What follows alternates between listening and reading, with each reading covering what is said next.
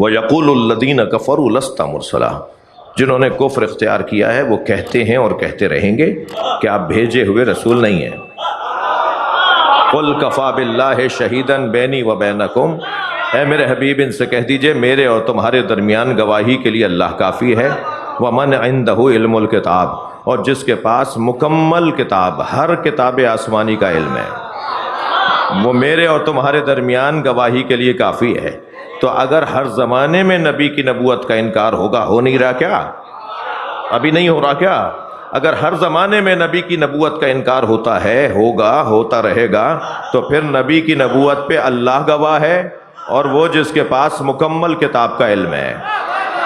تو مکمل کتاب کے عالم کو پہلے کو علی کہتے ہیں، آخری کو مہدی کہتے ہیں۔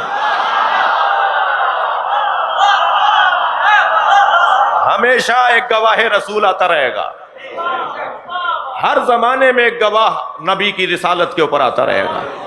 تو اب میں اگر لفظ بدل کے یوں کہوں کہ یہ ائمہ اہل بیت گواہان رسالت رسول ہے۔ اچھا گواہ کون ہوتا ہے بھائی؟ بھائی توجہ بڑھائیں گے۔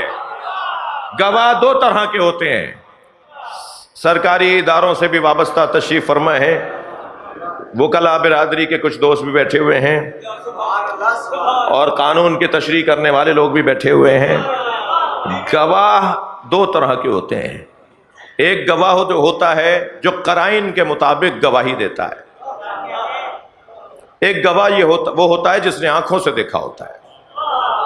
عربی زبان میں جو قرائن کے مطابق گواہی دے اسے شاہد کہتے ہیں، اور جو آنکھوں سے دیکھ کر گواہی دے اسے شہید کہتے ہیں۔ کیا ہوا بھائی، کیا ہوا؟ تھوڑا گردن ہلا دیجئے۔ شاہد وہ جو قرائن کے مطابق گواہی دے، شہید وہ جو آنکھوں سے دیکھ کر گواہی دے۔ اس آیت میں شاہد ہے یا شہید؟ وَيَقُولُ الَّذِينَ كَفَرُوا لَسْتَ مُرْسَلًا قُلْ كَفَى بِاللَّهِ شَهِيدًا بَيْنِي وَبَيْنَكُمْ وَمَنْ عِنْدَهُ عِلْمُ الْكِتَابِ، میرے اور تمہارے درمیان گواہی کے لیے، شہادت کے لیے، گواہی کے لیے اللہ کافی ہے، اور وہ کہ جس کے پاس مکمل کتاب کا علم ہے۔ شہید جس نے آنکھوں سے دیکھا ہو، شہید جس نے آنکھوں سے دیکھا ہو۔ اب اللہ شہید ہے تو سمجھ میں آتا ہے، علی شہید ہے کیسے سمجھیں گے؟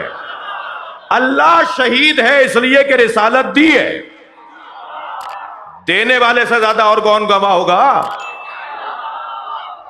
بھائی میں نے دی ہے، اللہ کہہ رہا ہے میں نے دی ہے۔ اللہ شہید ہے اس لیے کہ اس نے رسالت دی ہے، علی شہید ہے اس لیے کہ رسالت دیتے ہوئے لیتے ہوئے دیکھا ہے۔ اب ذرا مولا نبی کا وہ جملہ سنیں کہ جب پہلی مرتبہ سرکار کے اوپر مولا نبی کا فرمان، حدیث، جملہ نہیں حدیث، قول، فرمان، کہ جب مولا نبی پر پہلی وحی نازل ہوئی تو مولا علی فرماتے ہیں کہ جب مولا نبی پر پہلی وحی نازل ہوئی سمیت رنتن ہین نزل الوحی، مولا علی فرما رہے ہیں میں نے ایک رونے کی آواز سنی جب نبی پر وحی نازل ہوئی، اور رویا بھی ایسے کہ جیسے کوئی بل بلا کے روئے، جیسے کوئی تکلیف میں ہو۔ تو میں نے پوچھا یا رسول اللہ، یا رسول اللہ، اے اللہ کے رسول، یہ ما ھذہ الرنہ، یہ رونے کی آواز کس کی ہے؟ فرمایا ھذا الشیطان۔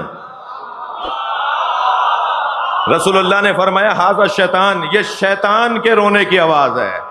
جب مجھ پر وحی نازل ہوتی ہے تو شیطان تڑپ کے روتا ہے۔ یہاں تک تو بات ہو جاتی تو ہم بھی یہاں رک جاتے، مگر مولا نبی ایک مرتبہ آگے بڑھے۔ میرے مولا نبی نے مولا علی کے چہرے کو دیکھ کے مسکرانا شروع کیا اور فرمان لگے یا علی انت تسمع ما اسمع، جو میں سنتا ہوں وہ تم سنتے ہو۔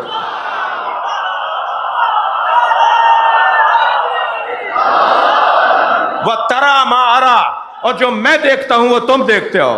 إِلَّا لَا نَبِيَّ بَعْدِي، بس فرق یہ ہے تم نبی نہیں ہو۔ خاتمیت کے تحفظ کے ساتھ، عقیدہ ختم نبوت کے تحفظ کے ساتھ نبی فرما رہے سارا کمال جو اللہ نے مجھ میں رکھا ہے وہ تم میں رکھا ہے۔ صلوات بر محمد و آل محمد۔